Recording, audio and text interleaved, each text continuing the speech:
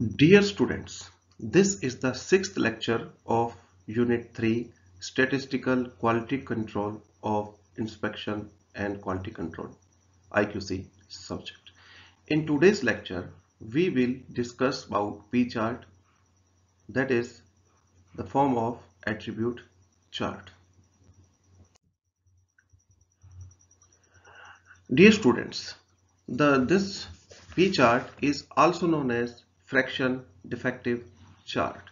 So we must know what is the meaning of fraction defectives. Fraction defectives का क्या meaning होता है? It is the ratio of number of defective items in any inspection to the total number of items actually inspected. देखिए fraction defectives जो होता है उसको हम P से डिनोट करते हैं.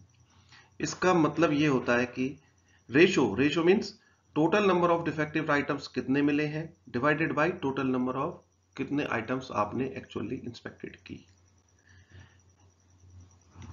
पी जो फ्रैक्शन डिफेक्टिव्स जो होते हैं that is always expressed as decimal fraction, यानी कि पॉइंट्स में आएगा 0.023, 0.03, 0.2, 0.5 इस तरीके से 0.25 नहीं 0.2, 0.03.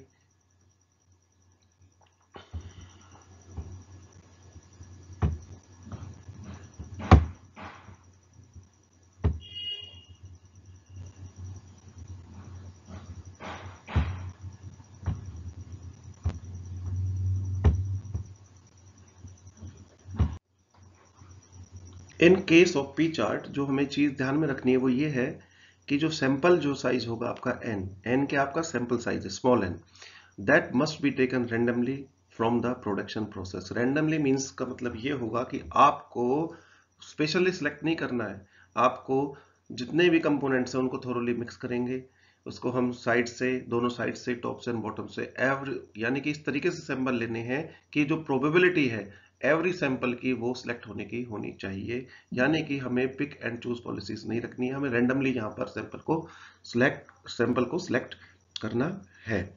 जो हमारे फ्रैक्शन डिफेक्टिव्स जो होते हैं that is denoted by P. हम यहाँ फार्मूले से इसको थोड़ा सा क्लियर कर लेंगे. पी जो होता है P is equals to d upon n, small d upon n, where d क्या है आपका number of defectives in a sample and n is total number of items in a sample. यानी देखिए आपने कोई भी सैंपल ले लिए, नंबर ऑफ आइटम्स को हमने नंबर ऑफ सैंपल्स को हमने इंस्पेक्ट किया, उनमें से नंबर ऑफ डिफेक्टिव्स को फाइंड आउट किया. यानी आपने मान लीजिए 10 पीस आपने जो है टोटल इंस्पेक्टेड किए, उनमें से आपके 3 पीस खराब है तो जो फ्रैक्शन डिफेक्टिव्स होगा 3/10 होगा. और एग्जांपल हम ले सकते हैं कि सपोज आपने 100 सैंपल्स लिए और एक सैंपल में जो n की वैल्यू 5 है, यानी टोटल नंबर ऑफ सैंपल्स कितने हो गए 500. एक सैंपल में 5 कंपोनेंट है, आपने 100 सैंपल्स लिए तो आपकी जो total number of actually inspected samples कितने हो गए 500. 500 में से आपने देखा कि जो नंबर ऑफ डिफेक्टिव्स आ रहे हैं दैट इज 10. तो हमें जो फ्रैक्शन डिफेक्टिव्स क्या करें कैसे निकालेंगे हम, P इज इक्वल्स टू 10/500, यानी कि जो वैल्यू आएगी डिवाइड के बाद वो आपकी फ्रैक्शन डिफेक्टिव्स होगी. अब आप यहाँ पे जैसे फॉर्मूला दिया गया है P is equals to d/n वाला, तो अगर हमें नंबर ऑफ डिफेक्टिव्स निकालने हो तो हम क्या करेंगे fraction डिफेक्टिव्स multiplied by number of samples actually inspected. Understand. देखिए अब हम चलेंगे आगे की तरफ. पी बार जो होता है हमारे पास एवरेज फ्रैक्शन डिफेक्टिव से, जैसे कि हमने पिछले एक्स चार्ट और आर चार्ट के केस में भी हमने एक्स बार की एवरेज निकाली थी, एक्स बार निकाला था जो आपकी एवरेज थी सैंपल्स की. यहां पर हम पी बार निकालेंगे. पी बार क्या है आपकी एवरेज फ्रैक्शन डिफेक्टिव्स है. पी बार निकालने का जो फॉर्मूला होगा आपका वो यहां पर स्लाइड्स पे क्लियर लिखा हुआ है, total number of defectives in all samples inspected upon total number of items in a sample. देखिए आपने जितने भी सैंपल इंस्पेक्टेड किए उनमें से टोटल नंबर ऑफ डिफेक्टिव्स को आप ऐड कर लीजिए, उसको डिवाइडेड कर दीजिए total number of items actually inspected से, and that's by this formula you can get P बार क्या आपकी एवरेज फ्रैक्शन डिफेक्टिव है यहां पर। देखिए जब मैंने पहले भी बताया कि कंट्रोल चार्ट्स को ड्रॉ करने के लिए हमें तीन चीजों की जरूरत यहां पर पड़ेगी। नंबर एक, upper control limit, lower control limit and central tendency. Central tendency P bar chart के केस में, पी फ्रैक्शन डिफेक्टिव चार्ट के केस में पी बार होगी। अपर कंट्रोल लिमिट्स का जो फॉर्मूला है हमारे पास P bar plus 3 under root P bar 1 minus P bar upon N. And lower control limits का फॉर्मूला जो है वो LCL से जिसे हम डिनोट करते हैं पी बार माइनस आ जाएगा यहां पर 3 root P bar 1 minus P bar upon N. देखिए जो पी बार जो यहां पर है that is average fraction defective, आप फाइंड आउट कर लोगे। 1 आपके पास रहेगा, एन जो है आपका स्मॉल एन जो है total number of items actually inspected है यहां पर। तो आपकी पी बार निकल आएगी, अपर कंट्रोल लिमिट निकल आएगी, लोअर कंट्रोल लिमिट निकल जाएगी। उसके बाद हम सारे कलेक्टेड जो हमारा डाटा रिकॉर्डेड डाटा होगा उसको ग्राफ पर प्लॉट कर देंगे और यह फाइंड आउट करेंगे कि जो आपकी प्रोसेस है पी चार्ट के लिए वो वेदर इज इन कंट्रोल और आउट ऑफ कंट्रोल और still in control, but after some time it may be out of control.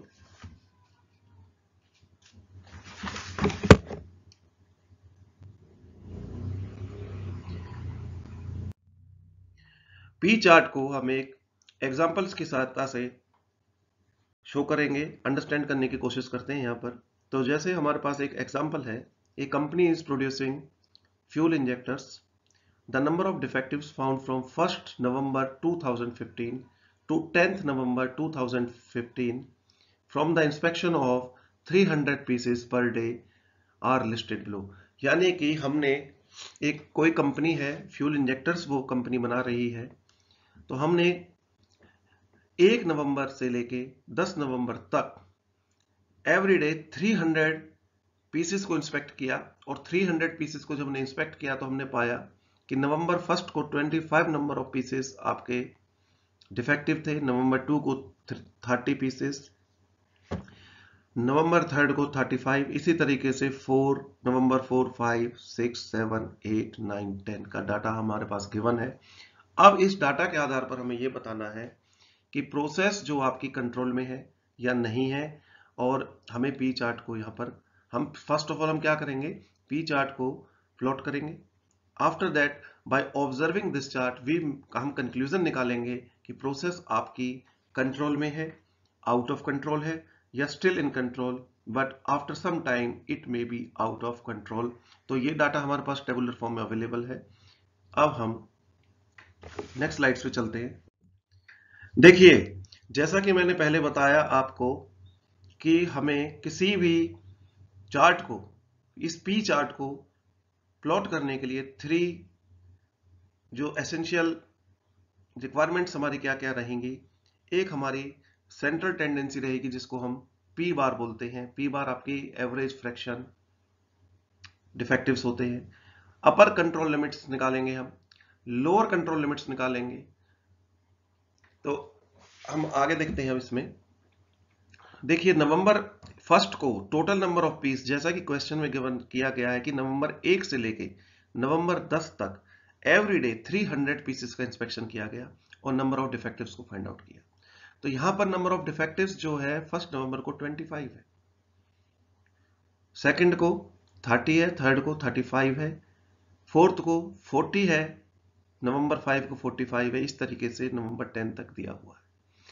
अब हमारे पास नंबर ऑफ डिफेक्टिव्स अवेलेबल है, नंबर ऑफ सैंपल्स अवेलेबल है, कंपोनेंट्स अवेलेबल है। तो फर्स्ट ऑफ ऑल हम क्या करेंगे, फ्रैक्शन डिफेक्टिव्स निकालेंगे। फ्रैक्शन डिफेक्टिव्स निकालने के लिए हम क्या करेंगे, क्या होता है fraction डिफेक्टिव्स, number of डिफेक्टिव्स upon total number of component actually inspected. तो फ्रैक्शन डिफेक्टिव्स पी की वैल्यू क्या आई बेटा, यहां पे देखिए पहले नवंबर 1 को जो पी की वैल्यू आई है वो हमारे पास है नंबर ऑफ डिफेक्टिव्स क्या आपके पास, डी अपॉन एन। एन क्या है, टोटल नंबर ऑफ सैंपल्स। तो देखिए यहां पर जैसे चार्ट में टेबुलर फॉर्म में इसको ए और बी से डिनोट किया गया है। तो फ्रैक्शन डिफेक्टिव्स क्या आई आपकी 25 अपॉन 300। पहले दिन की नवंबर 1 की जो फ्रैक्शन डिफेक्टिव्स आई है वो 0.0833 है। इसी तरीके से नवंबर 2 को कितने नंबर ऑफ डिफेक्टिव्स हैं हमारे? 30। तो फ्रैक्शन डिफेक्टिव्स कितनी आएगी? 30/300। इसी तरीके से नवंबर 3 को निकालेंगे, नवंबर 4 को, नवंबर 5 को, नवंबर 6 को, नवंबर 7, 8, 9 और 10 को हम यहां पर निकालेंगे। अब देखिए आपके पास फ्रैक्शन डिफेक्टिव्स की वैल्यू निकल गई, पी की वैल्यू। अब हमें बढ़ना है पी बार की तरफ। पी बार क्या होता है? Average fraction डिफेक्टिव्स। एवरेज फ्रैक्शन डिफेक्टिव्स हम कैसे निकालेंगे? Total number of pieces found डिफेक्टिव्स। तो टोटल नंबर ऑफ पीसेस कितने डिफेक्टिव्स हैं? देखिए 1 से लेकर 10 तारीख तक, पहले दिन 25, 30, 35, 40, हम सबको ऐड कर लेंगे। ऐड करने के बाद कितना है? 350। 350 सैंपल्स आपके डिफेक्टिव्स निकले, पीसेस। उसको हम किससे डिवाइड करेंगे? Total number of pieces inspected. तो एक दिन हम 300 पीसेस कर रहे हैं, 10 दिन में हम कितने पीस इंस्पेक्ट करेंगे? 3000। यानी कि 350 डिवाइडेड बाई 3000, आपकी वैल्यू आई 0.1167। ये जो वैल्यू है पी बार आपकी, that is the central tendency और मीन लाइन खींचेगी यहां से ग्राफ पे। अब हम अपर कंट्रोल लिमिट्स यहां पर फाइंड आउट करेंगे। Upper control limits find out करने का फॉर्मूला यहां पर गिवन है। Upper control limit is equals to P bar plus 3 whole under root किसका है? P bar minus 1 minus P bar upon N. N क्या है यहां पर? एन आपका क्या है? सैंपल साइज है, यानी 300 है। पी बार की वैल्यू आपके पास आ चुकी है एवरेज फ्रैक्शन डिफेक्टिव्स की, 0.1167 है। हम इसको फॉर्मूले में पुट कर देंगे। हमारी जो अपर कंट्रोल लिमिट आएगी आपकी वो 0.1723 आएगी।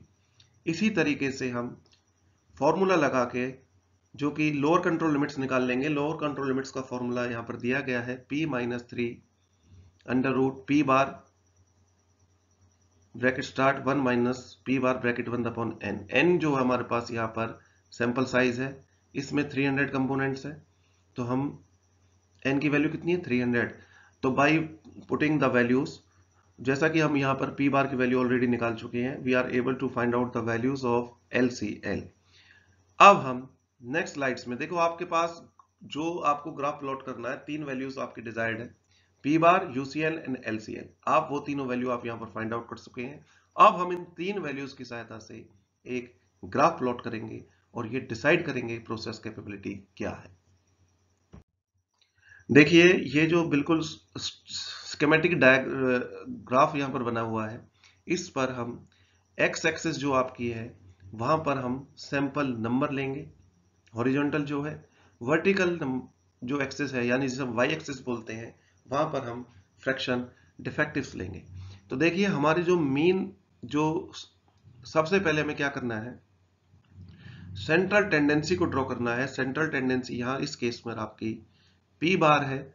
पी बार को आपने ड्रॉ कर दिया, जिसकी वैल्यू 0.1167 हमने पिछली स्लाइड्स में फाइंड आउट करी थी। वहां पर हम एक सॉलिड हॉरिजॉन्टल लाइन यहां पर ड्रॉ कर देंगे। अब हम अपर कंट्रोल लिमिट्स की तरफ चलते हैं। अपर कंट्रोल लिमिट्स जो कि हमने फॉर्मूला लगाकर फाइंड आउट की है, दैट इज 0.1723। तो हम अपर कंट्रोल लिमिट्स को डॉटेड हॉरिजॉन्टल लाइन के रूप में प्लॉट कर देंगे। अब हम उसके बाद लोअर कंट्रोल लिमिट्स की जो वैल्यू है 0.0611, उस वैल्यू को डॉटेड हॉरिजॉन्टल लाइन के रूप में प्लॉट कर देंगे। देखिए वाई एक्सिस पे फ्रैक्शन डिफेक्टिव्स है। अब आप सैंपल नंबर 1 को देखिए। सैंपल नंबर 1 पे जब हमने फ्रैक्शन डिफेक्टिव्स फाइंड आउट किया तो हमारी वैल्यू 0.083 थी, तो हम 0.083 पे मार्क लगाएंगे। सेकंड सैंपल पे हमारी वैल्यू 1 थी, 1 पे हम 0.10 थी, तो हम वहां पर मार्क लगाएंगे। प्लॉट नंबर थर्ड सैंपल पे हम इसी तरीके से करेंगे 0.1167, फोर्थ सैंपल पे करेंगे, फिफ्थ सैंपल पे करेंगे, सिक्स सैंपल पे हम ग्राफ पे मार्क कर जाएंगे उसकी। यानी कि ध्यान ये रखना है कि फ्रैक्शन डिफेक्टिव्स वाई एक्सिस पे और एक्स एक्सिस पे आपकी जो वैल्यू रहेगी वो सैंपल्स रहेंगे। फर्स्ट सैंपल की फ्रैक्शन डिफेक्टिव्स जो वैल्यू उसको हम प्लॉट कर देंगे, सेकंड को मार्क कर देंगे, थर्ड को। इसी तरीके से 10 के 10 सैंपल्स की वैल्यू को हम ग्राफ पर मार्क कर देंगे। आफ्टर दैट हम सभी ऑब्जर्व जो जितनी भी मार्क वैल्यूज हैं सबको हम ड्रॉ कर देंगे एक दूसरे से, यानी कि हमारे पास एक ग्राफ ड्रॉ हो जाएगा। आफ्टर ड्रॉइंग दिस ग्राफ हम उसको थोरोली ऑब्जर्व करेंगे, और जैसा कि हमने इस एग्जांपल में फाइंड आउट किया है कि सभी सैंपल्स की जो वैल्यू है, जो फ्रैक्शन डिफेक्टिव्स है, वो हमारी अपर कंट्रोल लिमिट और लोअर कंट्रोल लिमिट्स के बीच में लाई कर रही है। इसका मतलब किसी भी सैंपल नंबर ने लोअर और अपर कंट्रोल लिमिट्स को से बाहर नहीं गई है, तो हम कह सकते हैं कि हमारी जो प्रोसेस है वो हमारी प्रोसेस इज इन कंट्रोल में है। जैसा कि नीचे लिखा हुआ है साफ कि from the chart it is clear that all the points lie with in the control limits, hence the process is in completely under control. Suppose मान लीजिए किसी सैंपल नंबर की फ्रैक्शन डिफेक्टिव वैल्यू हमारी अपर कंट्रोल लिमिट या lower से बाहर चले जाती तो हमारी प्रोसेस आउट ऑफ कंट्रोल लेती। लेकिन इस ग्राफ को हमने थोरोली ऑब्जर्व कर लिया कि जितनी वैल्यूज हैं सभी अपर कंट्रोल लिमिट और लोअर कंट्रोल लिमिट्स के विद इन लाई कर रही है, तो we can say the process is completely under control. तो देखिए ये, थैंक यू। हम थोड़ा सा फिर ब्रीफ कर लेते हैं। ये हमारा पी चार्ट था। पी चार्ट हमारा एवरेज फ्रैक्शन डिफेक्टिव चार्ट्स होता है, इसको हम फ्रैक्शन डिफेक्टिव चार्ट्स भी कहते हैं, और ये हमारा एट्रीब्यूट टाइप का चार्ट है। इस केसेस में हमारा क्या, फर्स्ट ऑफ ऑल क्या करना होता है, फ्रैक्शन डिफेक्टिव्स निकालना होता है। फिर हम एवरेज फ्रैक्शन डिफेक्टिव्स निकालेंगे जो हमारा पी बार रहेगा। पी बार जो है, अब हमें चार्ट को प्लॉट करने के लिए जो डिजायर्ड रिक्वायरमेंट्स रहेंगी वो पी बार की रहेगी, अपर कंट्रोल लिमिट और lower control limits. With the help of formulas we simply get upper control limit and lower, and आपके पास पी बार की वैल्यू है तो वर्टिकल एक्सिस जो रहेगी वहां पर हम फ्रैक्शन डिफेक्टिव्स लेंगे। हॉरिजॉन्टल जो हमारी एक्स एक्सिस है वहां पर सैंपल नंबर्स रहेंगे।